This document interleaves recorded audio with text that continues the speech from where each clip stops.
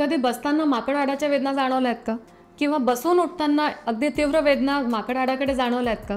Me doctor Priya Rathi, consultant pain specialist, practising in Pune. आज मी बोलणार आहे माकड हाडांच्या वेदनांबद्दल. त्या कशामुळे होतात, त्याचं इन्व्हेस्टिगेशन कसं करायचं आणि त्याचे ट्रीटमेंट ॲस्पेक्ट्स काय आहेत. आपल्या मणक्याचा सगळ्यात शेवटचा भाग म्हणजे माकड हाड.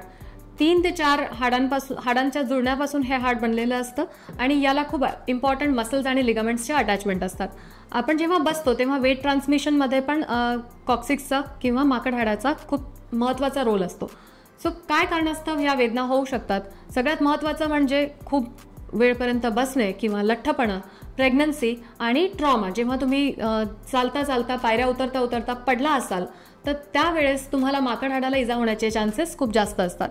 याला इन्व्हेस्टिगेट कसं करणार? तर सगळ्यात महत्त्वाचं जी गोष्ट डायग्नोज करणार ते म्हणजे क्लिनिकल एक्झामिनेशन. सो जर का डॉक्टरांनी एक्झामिन केला आणि तुम्हाला अगदी माकड हाडावरती वेदना होत असतील तर ते इंडिकेट करतं की तुम्हाला कॉक्सिडायनिया, जे की सायंटिफिक वर्ड आहे कॉक्सिक्स पेनला, तो आहे. दुसरं म्हणजे कधी एक्सरे आपण सांगतो, एक्सरे इन सिटिंग आणि स्टँडिंग पोझिशन, किंवा रेअरली MRI आणि CT स्कॅनची गरज पडू शकते.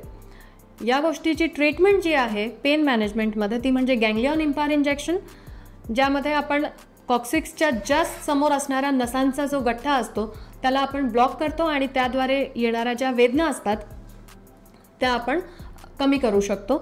और ultrasound guided dry needling sessions, ज्यामध्ये कॉक्सिक्सला सराउंडिंग जे मसल्स आहेत त्याला आपण रिलीज करायचा प्रयत्न करतो.